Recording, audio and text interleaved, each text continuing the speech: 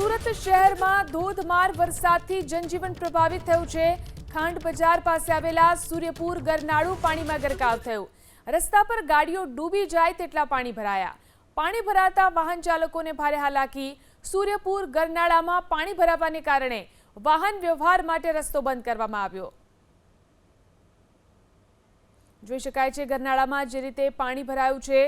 સુરતમાં ધોધમાર વરસાદને કારણે જનજીવન પ્રભાવિત થઈ રહ્યું છે।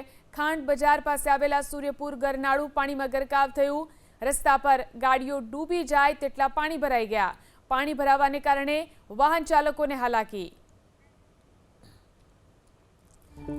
સુરત જિલ્લામાં પણ સવારથી ધોધમાર વરસાદ વરસી રહ્યો છે। કડોદરાના શ્રીનિવાસ ગ્રીન સિટી જવાના માર્ગ ઉપર પાણી ભરાયા। કડોદરાના ગ્રીન સિટી જતા માર્ગ ઉપર ગોઠણ ડૂબ પાણી ભરાયા। પાણી ભરાતા લોકો ઘરમાં પુરાઈ રહેવા માટે મજબૂર બન્યા।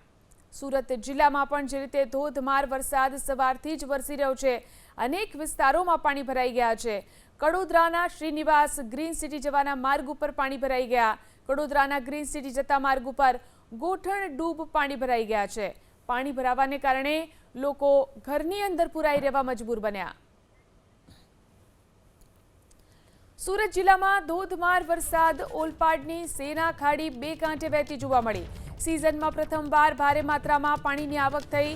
ઉપરવાસમાં ભારે વરસાદથી સેના ખાડી બે કાંઠે વહેતી જોવા મળી। ધોધમાર વરસાદ જે રીતે સુરત જિલ્લામાં વરસ્યો છે, ઓલપાડની સેના ખાડી બે કાંઠે વહેતી જોવા મળી રહી છે। સિઝનમાં પ્રથમવાર ભારે માત્રામાં અહીં પાણીની આવક થઈ છે। ઉપરવાસમાં ભારે વરસાદથી સેના ખાડી બે કાંઠે જોવા મળી। સેના ખાડીના દ્રશ્યો છે, જોઈ શકાય છે જે રીતે ખાડી ખીચોખીચ ભરાઈ ગઈ છે, બે કાંઠે વહેલી જોવા મળી સેના ખાડી।